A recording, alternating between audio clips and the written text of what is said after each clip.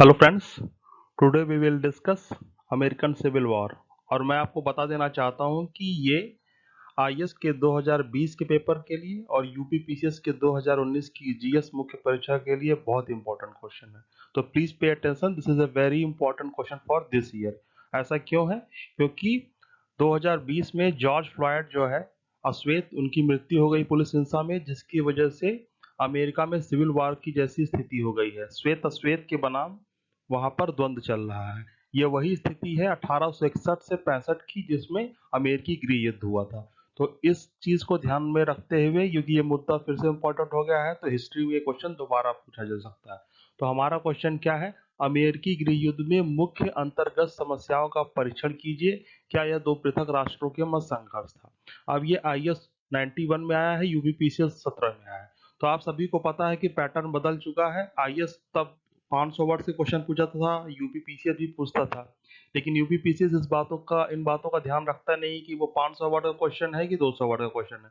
तो अब ये क्वेश्चन दो भागों में आएगा, आईएएस में तो आएगा। तो क्योंकि अमेरिकी गृह युद्ध में मुख्य अंतर्गत समस्याओं का परीक्षण कीजिए एक, दूसरा क्या यह दो पृथक राष्ट्रों के मध्य संघर्ष था। तो ये दो, लेकिन यूपीपीसीएस इन सब चीजों का ध्यान नहीं रखता। वो पूरा क्वेश्चन 17 में ही दे चुका है, इस बार जीएस में भी दे सकता है, तो मैंने इसलिए आंसर को पूरा ही लिखा है। तो चलिए हम अब शुरुआत करते हैं। We will go on the next slide. तो उत्तर का प्रारूप क्या होगा? तो उत्तर का प्रारूप जैसा हम देखते हैं हमारे पुराने वीडियोस में भी ये आपका रहा है ड्राफ्ट की। पहले हम क्या डालते हैं? विषय प्रवेश, मतलब इंट्रोडक्शन, कि गृह युद्ध कब कहाँ क्यों हुआ, ये हम डालेंगे। इसके बाद स्ट्रक्चर में आएंगे तो हम देखेंगे कि अंतर्गत समस्याएं क्या है, गृह युद्ध का कारण क्या है, उसका विस्तार से हम डिस्क्रिप्शन देंगे। ठीक है। इसके बाद जो एक सिंगल क्वेश्चन खुद बन सकता है, सबसे ज्यादा चांसेस इसी के आने के हैं यूपीएससी में और पीसीएस के जीएस में, सबसे ज्यादा इसके आने के चांस है। क्योंकि एक क्वेश्चन हमें वो पूछ चुका है कि अमेरिकी क्रांति बड़ीवाद के विरुद्ध क्रांति थी। तो ये ऐसा ही क्वेश्चन है, क्या यह दो पृथक राष्ट्रों के मध्य संघर्ष था? तो आपको हाँ या नहीं का कारण सहित विस्तार दे रहा है। और अब हम कंक्लूजन पे आएंगे, तो कंक्लूजन में हम बताएंगे कैसे ये जो गृह युद्ध था वो नए अमेरिका का निर्माण करता है। ठीक है, तो हम आगे बढ़ते हैं। मैं आपसे एक बात कहना चाहूंगा कि ये मैं आपको यहाँ पे डिस्कशन कर रहा हूँ, लेकिन जो इसका पीडीएफ है पूरा इस तरह आंसर लिखा हुआ, आपको नीचे एक टेलीग्राम ग्रुप है, वहां जाएंगे तो आपको मिल जाएगा। आप टेलीग्राम ग्रुप पर जाएं, वहां आप ज्वाइन करें। अगर आपको वहां कोई क्वेश्चन नहीं आता है तो आप टाइप करके दे दें, तो वहां आपको वह क्वेश्चन भी पीडीएफ प्रोवाइड करा दी जाएगी। तो चलिए हम क्वेश्चन डिस्कशन करते हैं। तो सबसे पहले मैं आपको, देखिए विषय प्रवेश मैं भूल गया। विषय प्रवेश में मुझे ये बताना था कि अमेरिकी स्वतंत्रता संग्राम कब, कहां और कैसे हुआ। तो हम सीधे लिख सकते हैं कि अमेरिकी स्वतंत्रता संग्राम उत्तरी और दक्षिणी अमेरिका के बीच 1861 से लेकर 65 के बीच में हुआ। और बहुत से इतिहासकार इसमें बहुत सारा मत देते हैं। कोई इसको दास व्यवस्था बताते हैं के लिए कारण बताते हैं, कोई पूंजीवादी आंदोलन बताते हैं, और कई लोग कहते हैं कि ये अमेरिका के स्वतंत्रता संग्राम में ही निहित था। ठीक है, तो इस तरह की बातें कर रहे थे है। और इसके बाद हम देखते हैं कि मुख्य कारण क्या है, समस्या क्या है। तो हम देखते हैं कि सबसे पहला डालेंगे हेडिंग कि अमेरिकी स्वतंत्रता की संग्राम की दिशा। तो हम देखते हैं कि जब अमेरिकी स्वतंत्रता संग्राम हुआ था तो वहां पे मानवाधिकारों की बात हुई थी, सभी के लिए समानता स्वतंत्रता की मांग की गई थी, लेकिन क्या ये दासों के लिए लागू नहीं थी? ठीक है। और बाद में यही गृह युद्ध का कारण बनी, क्योंकि दास रह गए, कुछ राज्यों में दास व्यवस्था रही, कुछ में नहीं रही। फिर दास प्रथा का एक आर्थिक मुद्दा था। दास प्रथा का आर्थिक मुद्दा ये था कि जो उत्तर के राज्य थे वो औद्योगिकृत थे। ठीक है।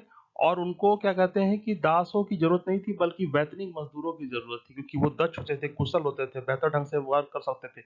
लेकिन जो साउथ की जो बागवानी थी, बागवानी वाली जो अर्थव्यवस्था थी, उसमें दासों का बहुत बड़ा रोल था। इसलिए क्या होता था, वो लोग हमेशा, साउथ वाले लोग विरोध करते थे कि दास प्रथा को हटा दिया जाए।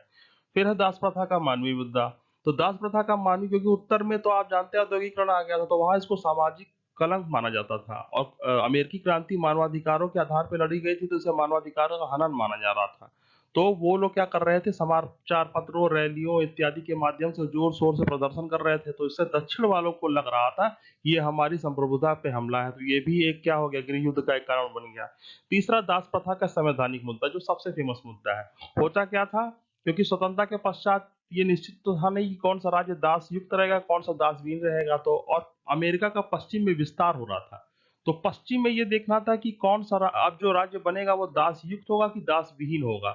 इसका एक प्रश्न इंपॉर्टेंट ये भी था, क्योंकि जो संघ की व्यवस्थापिका थी, जो वहां की कांग्रेस थी, उसमें क्या होता था कि दासों को 3/5 के औसत से आपको प्रतिनिधित्व दिया जाता था। अगर दास के राज्य बढ़ेंगे तो संघीय व्यवस्था पे दास राज्यों यानी दक्षिणी राज्यों का कब्जा हो जाता। इसलिए उत्तर वाले जोर शोर से विरोध कर रहे थे। ये 4 पॉइंट हो गए। फिर पांचवा आते हैं संरक्षण का प्रश्न। ये भी प्रश्न एक इम्पोर्टेंट था। चूंकि उत्तर अमेरिका जो है औद्योगिकीकृत हो रहा था, नवोदित उद्योग थे, तो जो केंद्र था, संघ था, वो चाहता था कि हम इसे प्रोटेक्ट करें। ठीक है, तो जो उन्होंने प्रोटेक्शन दिया उनको विदेशी प्रतियोगिता से, वो क्या कहते हैं कि दक्षिण वालों को वो गवार गुजरा, क्योंकि उसकी वजह से उन्हें जो विनिर्मित यानी मैन्युफैक्चर्स गुड होते हैं वो सस्ते में नहीं महंगे में मिलने लगे। तो उन्हें लगा कि उत्तर वाले संघ का प्रयोग अपने पक्ष में कर रहे हैं, तो वो उनके मन में संशय आ गया। इसके अलावा आप देखते हैं मजबूत संघ बनाम मजबूत राज्य। ये जो प्रश्न है अमेरिका की स्वतंत्रता के पश्चात से ही चल रहा है। इसको हम जेफरसन बनाम हैमिल्टन विवाद में भी देख सकते हैं कि संघ मजबूत रहेगा कि राज्य मजबूत रहेगा। दक्षिण वाले चाहते थे कि राज्य मजबूत रहे और उत्तर वाले चाहते थे संघ मजबूत हो, तो वो भी विवाद था। फिर सबसे तात्कालिक कारण हुआ क्या हुआ, लिंकन का जो है राष्ट्रपति पद के लिए चुनाव। लिंकन का जब राष्ट्रपति पद के लिए चुनाव हुआ तो जो चुनाव लड़ रहे थे तो दो ही मुद्दे पे लड़ रहे थे कि मैं दास प्रथा समाप्त कर दूंगा, दूसरा उत्तरी नवोदित उद्योगों को मैं संरक्षण दूंगा। तो दक्षिण वालों को कंफर्म हो गया कि अब हमारे साथ भेदभाव होने वाला है, इसलिए वो चुपचाप नहीं रहे और तुरंत ये गृह युद्ध का तात्कालिक कारण बन गया। अब हम अगले स्लाइड पे चलते हैं। देखिए, अब दूसरा क्वेश्चन जो सिर्फ अपने आप में एक पूरा क्वेश्चन है, यूपीपीसीएससी ने इस बात का ध्यान नहीं दिया। क्या यह दो पृथक राष्ट्रों के मध्य संघर्ष था? तो हम बताएंगे कि नहीं, ये संघर्ष नहीं था। इसके आपके सामने कारण है। क्या कारण है? क्योंकि दक्षिण अमेरिका और उत्तर अमेरिका दोनों ने साथ में स्वतंत्रता संग्राम की लड़ाई लड़ी थी। ठीक है, तो वो आप नहीं कह सकते कि दो राष्ट्र थे। अगर दो राष्ट्र होते तो जो दक्षिण अमेरिका की जो आहत राष्ट्रीयता होती, मतलब कि दक्षिण अमेरिका के लोग उत्तर अमेरिका में घुल मिल गए, तो वो लोग तो स्वतंत्रता संग्राम की लड़ाई लड़ते ही रहते कि नहीं, हमको उत्तर अमेरिका से स्वतंत्रता चाहिए। ठीक है, तो वो कभी पूरा ही नहीं होने देता दक्षिण अमेरिका, आज तक लड़ाई चलती रहती।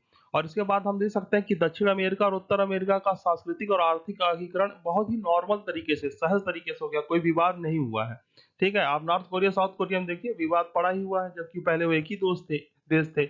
इसी तरीके से हम ये कह सकते हैं कि ये तीन जो मुद्दे हैं, ये बताते हैं कि ये दो राष्ट्र नहीं थे। ठीक है, बल्कि जो विवाद था दो दृष्टिकोणों का था, दो व्यवस्थाओं का था, दो विचारधारा का था। इसको डिटेल में निष्कर्ष मैंने पीडीएफ में लिख दिया है, आप ये भी लिख देंगे यूपीएससी के जीएस में तो आपको पूरा मार्क्स मिल जाएगा। तो ये दो पृथक राष्ट्रों के मध्य संघर्ष नहीं था। ठीक है, अब हम नेक्स्ट चलते हैं निष्कर्ष पे।